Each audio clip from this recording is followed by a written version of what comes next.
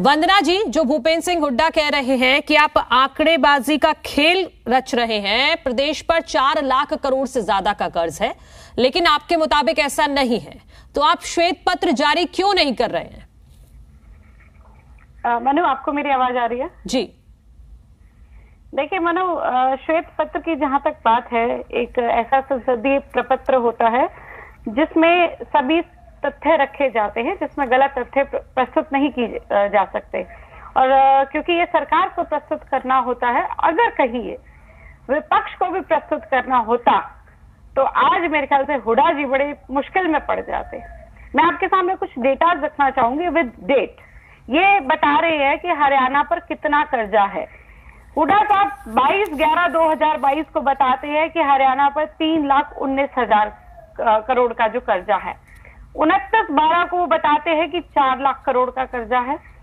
1 फरवरी 2023 को ये बताते हैं 4,10,000 के करीब कर्जा। फिर से 22 फरवरी 2023 को बताते हैं 3,19,000 का कर्जा। और मुझे याद है जब विधानसभा सत्र चल रहा था, तो विधानसभा सत्र में बजट के जो सेकंड पार्ट था, जिसमें बजट डिस्कशन हो रहा था, तो उस समय इनके एक विधायक है आफ्ताब अहमद, तो उन्होंने भी एक आंकड़ा रखा, वो भी एक आंकड़ा निकाल रहे। उन्होंने कहा कि हरियाणा पर 2,45,000 करोड़ का कर्जा है। तो इस सब के बारे में जब चर्चा चल रही थी तो मुख्यमंत्री जी सामने आए, उन्होंने सारी बात को रखा। जो डेट्स मैं आपको बता रही हूँ वो विधानसभा के पटल पर रखी जा चुकी हैं। जो मैं कर्जे के डेटा जो हुड्डा साहब ने बताए वो भी विधानसभा पटल पे उन्होंने रखा कि आप ये बार बार पिछले 2-3 महीने में 5 बार आप कर्जे का जो डिटेल है, डेट्स हैं और जो अमाउंट है वो बार बार बदल कर बताते हैं, तो उसके पीछे कारण क्या है वो बताइए। तो मुझे याद है कि लास्ट सेकेंड डे था और उस समय हुड्डा जी एकदम से टैश में आकर खड़े हुए और उन्होंने बोला कि कल मैं आपके सामने प्रेजेंट करके बता दूंगा कि हरियाणा पे 4 लाख करोड़ का कर्जा है। तो मैं अगले दिन बड़े अच्छे से मैंने इंतजार किया कि शायद हुड्डा साहब कुछ बोलेंगे, लेकिन वहां से कोई आवाज नहीं आई, वहां से कोई इस बारे में चर्चा नहीं हुई।